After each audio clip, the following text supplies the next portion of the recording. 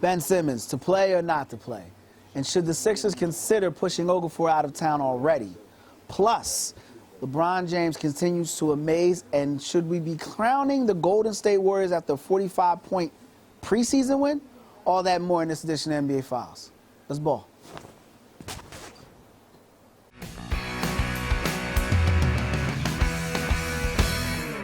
And just like that, we are back. Welcome to another installment of NBA Files.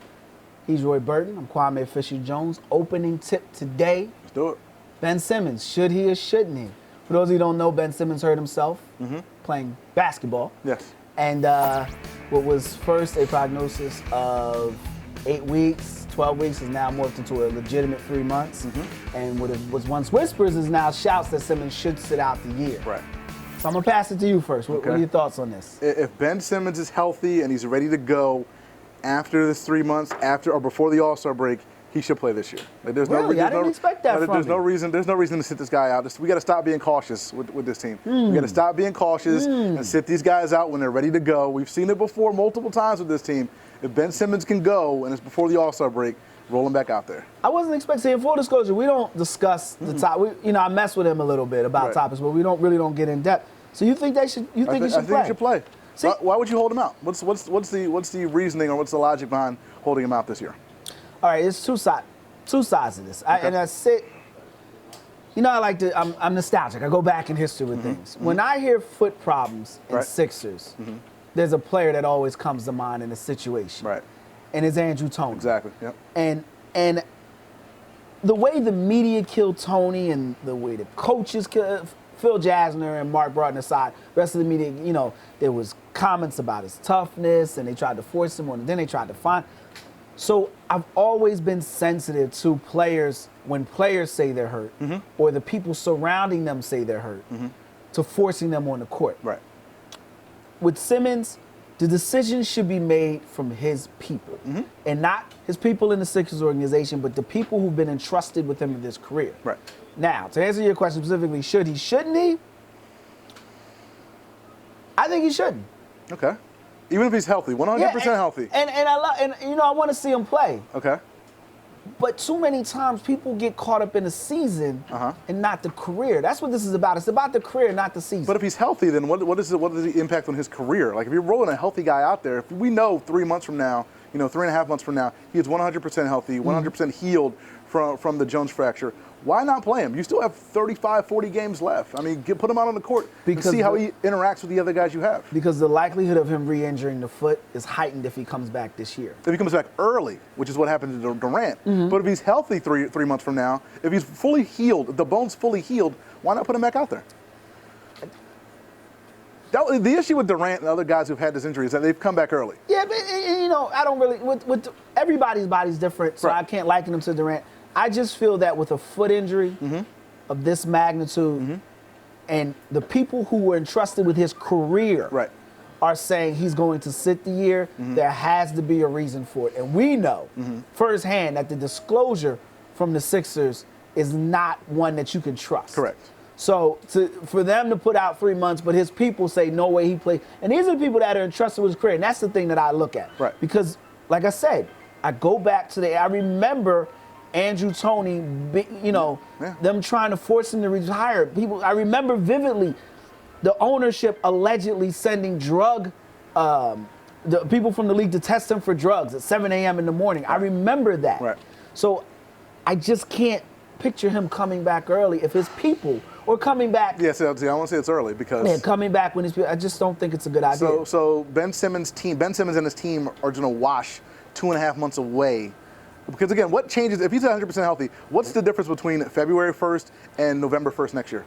His body won't be any different. You're right, but I trust. See, this is the thing. I trust. You throw that. You throw that word. Trust the process. Trust. Right. I trust his people more than I trust the Sixers. Okay. That's why I think he should. If his agent, because his agent wants to get what? The most money out of him. Absolutely. Right. He's not worried about championships, Hall of Fame, but he knows that if he wins, then the agent wins. Exactly. Everybody the wins. agency wins. We Everybody all wins. Exactly. So if he's saying no, he needs to sit for the year, that's all I need to hear because I don't trust the Sixers organization. The bigger issue, yes, as we go from Simmons sitting, is now we've got an elephant in the room, and the elephant is Joel Embiid. Right. If we go back to episode 2, which you can view at thenbafiles.com. We go to episode 2. You and I had a discussion. The Sixers should keep everybody, go to training camp, let them play it out. Battle it out, right. That did not happen. Did not happen. What we saw was a disgusting display in training camp. A despicable, disgusting display of young talent. We had a guy who was tentative in search. We had a guy, and I want to make sure I say this correctly, sit for workload management? Workload management, yes. Pause. Okay. Workload management? Workload management, yeah. We had a guy that came in still mad from March. Still mad, yep. And we got a guy that you won't even let play more than 15 seconds in Embiid. Embiid looked well. Right. Or looked good. Right. And Serge hit some open shots. So before I go into my bigger point, which is going to make you angry at me forever, I'm going to ask you, what were your impressions? What were your thoughts? What's good with Embiid? What's good with Serge? What did you think? Well, just for what we've seen so far. Just what we've seen so far, and training camp. Okay, and training camp.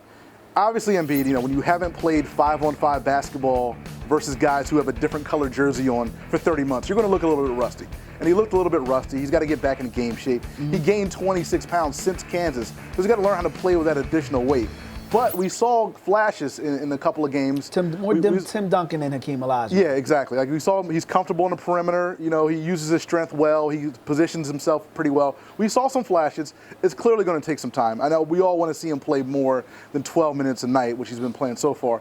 But it's going to take some time to kind of. You got to put the trainer wheels on for a little bit and let this guy kind of figure out how to pedal the bike a little bit before you can take the wheels off and go. So we saw some positive things with Embiid.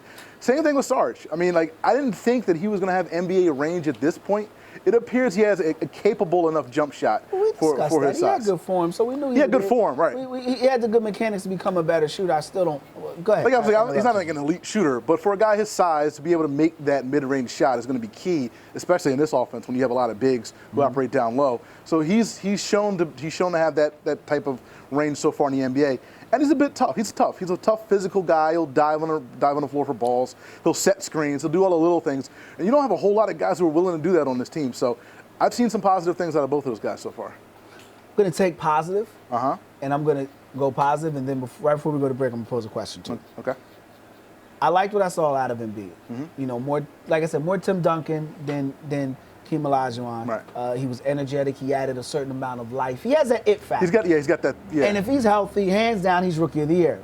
The bottom line, it's not even going to be close. Right.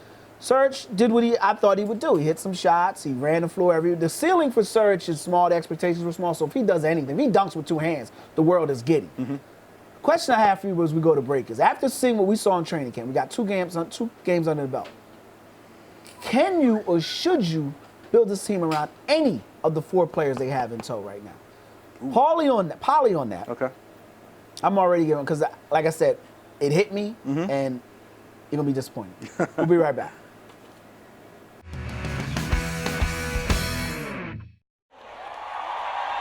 I want to say something really important, but really quick. I'm not going to preach to you, but we did something really special this year.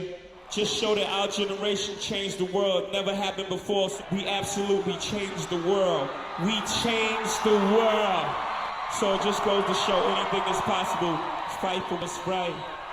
Fight for what you believe in. And stay forever young.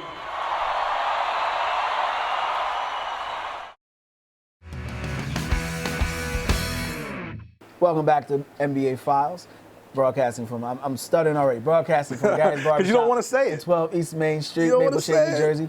Shout out to Gary. Look, You don't want to say it. the question before we went to break, it hurts. My answer hurts. I know where and you're it's going with got this. me flustered, flabbergasted, it hurts. But the question for you is, the 4 blocks that you have right now, not Simmons is not one of those blocks. Okay, all right. The 4 blocks you have right now, Embiid, Serge, Noel, and Okafor.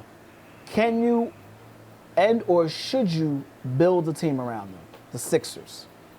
Any of the 4. Any of the 4, it doesn't matter what the 4 is. I think Joel Embiid is the only one of the 4 that you build a team around. Really? He's the only one of the 4 Health, that you build a team around. Questions, monitored minutes after he was off for over 700 days. Like 900 days, something like that. And they're monitoring his minutes. Mm-hmm. Yep. So he is the most elite prospect out of all. He has a higher ceiling out of anybody you have on the squad right now. That's the guy. That's your lottery ticket. That's the guy that you put all your resources behind, building a team around Embiid and again presumably Simmons, but you're going to exclude him from the conversation. I'm excluding Simmons. Look, okay. But Embiid's the guy. The correct answer to this is no. I knew you were going to go there. The correct answer is no, and I wanted this to work. Mm-hmm. But after a week. When I hear a 20-year-old has workload management, mm-hmm. when I hear a dude that's played professional basketball mm-hmm. for 2+ years, it's tentative, mm-hmm. and another dude is still mad from March, right? They gotta go. They gotta go. They gotta go. And I love Embiid. Mm-hmm. I love Okafor. You know I love Okafor. I didn't want to trade him for anything. I know you do. I can't even trust Embiid to be healthy. Right. So how can I build a team around him? How can I do it? This isn't Sam Hinkie. No. This is Colangelo walking into a room. Look, I like examples and analogies over explanations because I think people tend to. Sam Hinkie went to Sixers management mm-hmm. and said, the Sixers management said, we got this beautiful green pasture. And he says, I got these plans, I've got architects, I'm going to build this thing. We have floating kitchens and pools and everything. Right. Years later, he had 4 bricks. Mm-hmm. That's it. Mm-hmm. So management gets rid of him. They bring in Colangelo. Colangelo walks in, sees these 4 bricks, and he has to make a decision. Mm-hmm. Do I keep these 4 bricks and use those as my foundation? Do I get rid of them?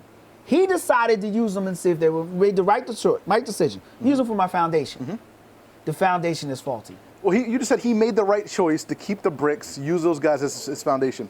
What changed between that point and today? Workload management. Tentative play. You're coming off a 10-win season. Mm-hmm. This is, your career, your pride is on the line, right. and you need minutes off. You're scared. Who is responsible for the workload management? He is. Who's he? Jahlil Okafor. No, he's not. Jahlil Okafor is hurt. Do you play? He's not hurt. He said he's 100%. No, Jahlil Okafor is hurt. I spoke to someone with the Sixers right before the show. Okay. Jahlil Okafor is injured. Jahlil Okafor isn't going to play anytime soon. His words are, he's 100%. He's going to say it. Okay, he's hurt. He's hurt. He's hurt. That makes the decision even easier. He's hurt. Nerlens Noel is angry. He's hurt too. Mm-hmm. Serge, it's tentative. Okay. Which is a 5-syllable way of saying he says he fied. Embiid, as much as I would love to see where this goes, 900. You said 900. I say 700. Okay. Days off. Right. You got to count his minutes. You can't build on this. You can't roll a dude who hasn't played 5-on-5 basketball. I get that, but I can't go forward if I've got this anchor hankered to me. But you knew, nothing changed. What I'm saying is nothing changed. Yes. From the moment. I needed them to come out gladiator style in training camp. All right. What did you wanted Embiid to play 35 minutes a night off the rip? Like, what did you? Maybe not I'm gonna make you the coach. Yeah. What would you do? What would you do with Joel Embiid? What would you have honestly, done with Joel Embiid? I would have played him. How much would you have played him? I don't know minutes-wise, but I can tell you it wouldn't have been 12. Okay. It wouldn't have been 12. All right. So this guy who has no basketball conditioning whatsoever I don't give a damn. To speak of. What are we going to do 4 games in 6 nights? What are we going to do game 45 when they're on the final leg of a 7-game road trip? They already told you what they're going to do. Yeah, but that's what I'm saying. You can't win that way. You got to get rid of them. You're going to try to win. You're trying to win this year. I'm trying to build a winner, and I can't build if my foundation is faulty. You have to ease Embiid back into the flow. Look, I know what you want. Everybody wants a 45-win team this year. No, I don't want a 45-win team. I want to look on the court and see my 5-3-2 guys that I know are going to be here with a championship roster. And when I see my number 1 dude, pick one of the 4 that could be your number 1. Right. All of them have a litany of issues. It's done. It's done. I'm on the line now. I'm trading Nerlens and Okafor in 24 hours. I've identified 12 players. I'm not saying I do. I'm saying Colangelo. Right. I've identified 12 players whose contracts don't exceed 2 years that I am willing to take back. Okay. Or I am calling team A, B, C, D, whatever on the line. I am trading these dudes in 24 hours, Jerry West style. Give me your best offer. I'm not calling back. I've got to move on. From all of these guys. Yes. None of these 4 guys stays. I'll keep Embiid through the season. Again, Embiid just got, I'll keep him for the season. Charge. But I'm not building anything around him. Okay. And at the end of the year, if I'm not going to pay him, what are we doing? What are we doing? Okay. If she's not going to come, if she's not going to come home, what are you talking to? Like, you're at the bar, what are you talking to her for? What I'm saying, you'll find out. You'll know by the end of the year what you have in Embiid. I know now. 10-win season, Roy. You don't. 10-win season. It's not about the wins. But you know what? It's not about the wins. It's about being a respectable, productive NBA player and having the pride that goes with that. Norland said that. I'm going to give you back the mic because I'm sucking out there. I'm going to give you back the mic. Norland said that he did everything. He's exhausted. Mentally, he's exhausted. I get it. I understand, Norland. I understand where he's coming from, and I understand where you're coming from. Look, it's been a long. Look, they won 47 games over the last 3 years. I understand that. Like, we watched pretty much all of the games over these. It was painful to watch. I understand that. Fell asleep during a lot of the games. And you were well within your rights to do so. However, it's going to continue to take some time. I know we're tired of waiting. We're tired of load management. We're tired. We don't want, Joel Embiid to be restricted on back-to-backs and all that stuff. I get it. Kids don't walk as soon as they come out the womb. They don't. These things take time. Let me give you a story. Okay. Let me give you a story. This is what champions have in them early. I know I got 1 minute left. Champions have this in them early. Okay. There was a guy. Everybody loves this guy.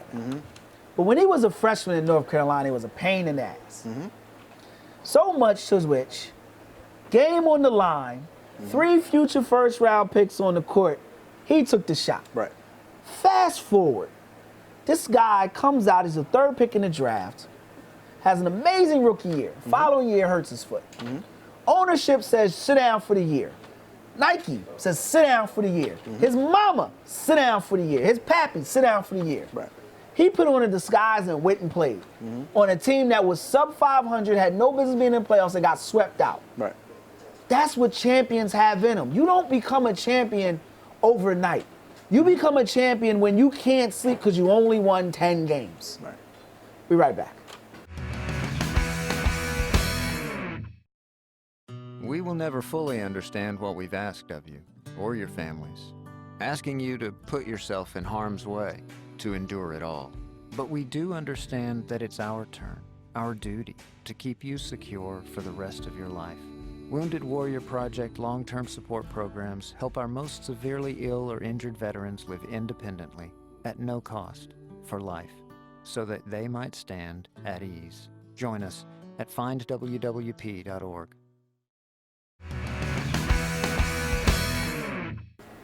Welcome back to the NBA Files. Roy Burton, Kwame Fisher-Jones here at Gary's Barbershop.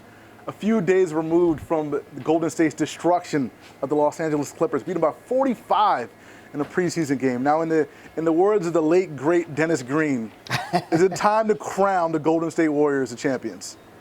You know, it's funny. I set you up for this one, too. You did. Because you want to crown Golden State, but you don't want to give any love to Buddy Buckets. I'm asking you a question. See, I knew you were going to work Buddy Buckets in there somehow. But go ahead. It's all about Buddy Buckets. You know, I don't.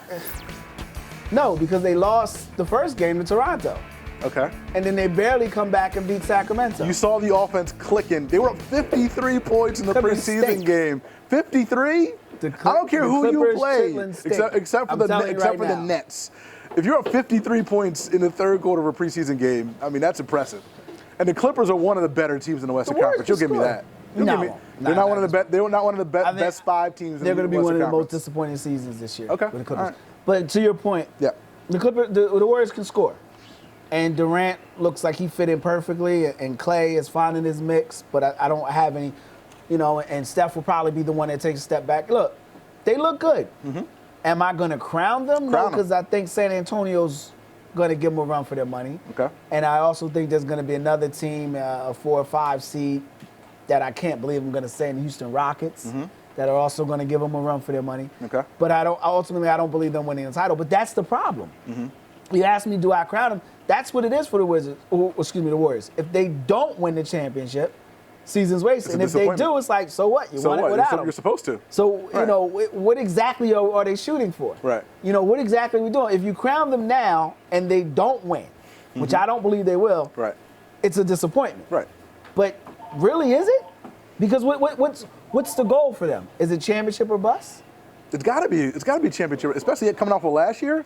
After you win 73 games last year, drop a 3-1 lead in the finals, and add the best score in the game, you have to win a championship. Then you shouldn't be blowing It's out nothing. people 45 points. And, you know, you get up by 20, you sit everybody down. You're trying It should always be about to get some cohesion. chemistry. Yeah, are you getting chemistry You're the man up 35 points, though? who doesn't want to sit a guy down who hasn't played basketball in 2 years. Well, let's sit these other guys down. Because he ain't logging NBA minutes. Let's sit these other guys down until they, so they can't get their Because chemistry they're together. tested and tried professionals and veterans who have had success at the highest level. I know what I'm going to get out of them. And that's what practice is. You get some in the live bullets, and I understand your question. I Right. think it's a legitimate question. But my point or my answer to you is I really don't think crowning them accomplishes anything. Because they don't win. If they win, like, it's not like Miami, where Miami sucked and then LeBron came in. People forget Miami had the second pick in the draft, right? LeBron, like, they were reeling. LeBron came in and kind of saved the day. Right. Golden State was already playing for a title, and if Steph doesn't have a Steph-like Game 7 second half, they might be champions. Right. So if you crown them, what is it? Okay, they're champions. They should be. They've got one of the highest payrolls. They got 3 of the best scorers in the game. You know, they play in a conference that aids itself in scoring. They should be. They should win. So, you know, no, I'm not crowning because I don't think they're going to win. But Right. what do they get if you crown them? How much of a pass do they get? Because again, we see the super team things. We've seen the super team thing, kind of happen, before, and it takes a while for like the team to kind of gel and come together. We saw with Miami. I mean, they were about to fire Eric Spoelstra 17 games in. LeBron bumped him. Old school shoulder bump gate and all this other stuff like that. How much of a pass do they get if this doesn't work this year? That's a great question. If they don't win the title this year, Yeah. I'm throwing curveballs at you, and I don't mean to. All right. It's a great question. Just off the cuff, I think it actually would help them if they don't win this year. Because Durant's got a player option. So he comes back and he tries to right the ship. Right. He goes from Lex Luger to Superman. Okay. He goes from villain to hero. Black hat to white hat. Exactly, Got because you. he came back and toughed it out. And they had to go through some adversity and they get an opportunity to right themselves. It's tough, though, because It is. when you're a super team, Like the Knicks. I'm sorry. I'm sorry. I'm sorry. He's at the Knicks. Derrick Rose said. Derrick Rose You said it. got the cameraman alive. Like, Derrick that's Rose what said it's like. But when you're a super team, it's usually a team that adds a guy, that is on the downside of his career. Right. Durant's in his prime. That's his prime, man. And Russ ran him out of Russ I'm sorry, ran he him out. decided to leave OKC. Exactly. Let's be realistic. Russ ran him out. When you don't call your boy back after you make your decision, that tells you all you need to know about their relationship. And your That tells you everything. And your boy goes to the press conference and said, it was who hurt? Like, wow. Right. So, yeah, look, it would help him. It'd be better suited story-wise, story programming-wise, for them not to win this year. But I don't think they're going to win it with the team they have. Somebody's got to put oil in the car. Right. Somebody's got to pump the gas. Exactly. Everybody Somebody's got to can't wash drive. the windshield, Yeah. man. Somebody's got to do it. You got to have that grizzle. Yeah. It's I just don't think it's going to work. And it's a shame because I think individually, they're 3 great men for basketball. Absolutely. And his peers, and I know we're pushed against it, but his peers are questioning it. Yeah. And not the way he quietly tweeted about LeBron. Right. Vocally. Yeah, vocally. That tells you something, too. Yeah. We'll be right back.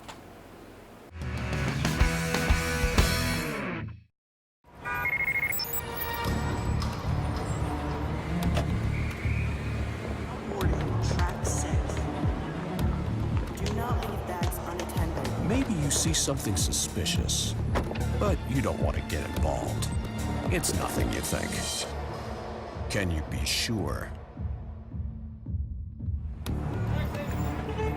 If you see something, say something. Report suspicious activity to local authorities. Welcome back to NBA Files here, broadcast from Gary's Barbershop, 12 East Maple Shade, New Jersey. 12 East Main Street, Maple Shade, New Jersey. Serious topic here. You posed this question to me earlier, something you wanted to discuss, and I'm a little, we differ here. Okay. LeBron James comes out and publicly endorses Hillary Clinton. Right.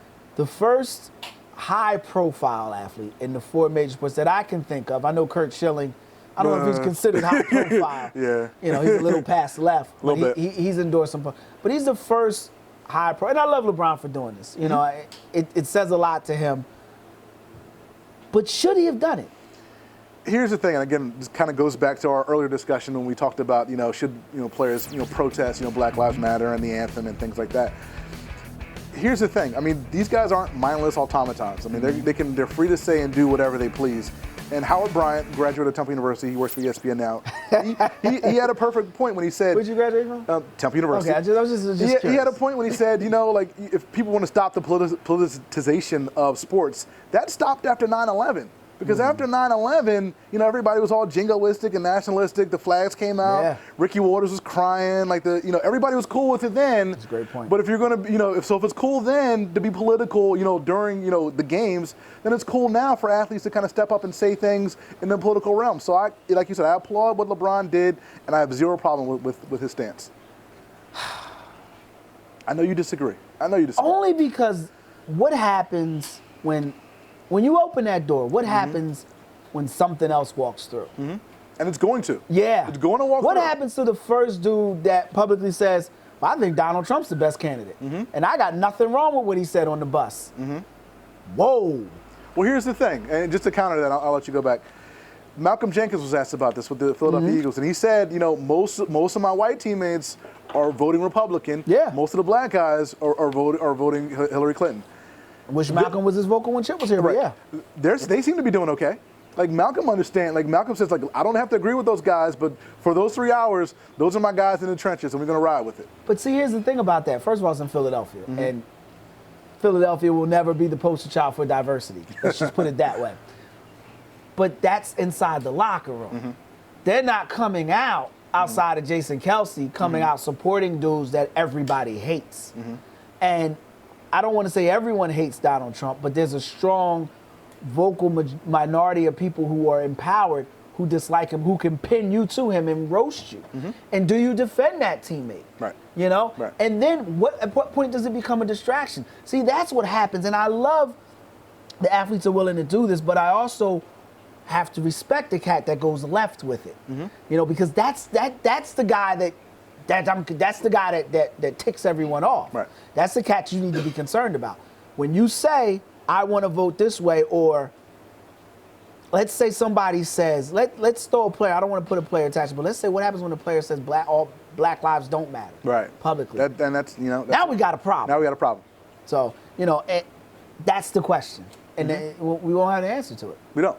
And the final buzzer has sounded on this edition of the NBA Files. Remember, if you missed any of this episode or just want to relive the magic, you can go to thenbafiles.com. He's Roy Burton. I'm always Kwame Fisher-Jones, reminding you, while there's no I in team, there's always two I's in championship. Till next week, we'll see you. Be easy.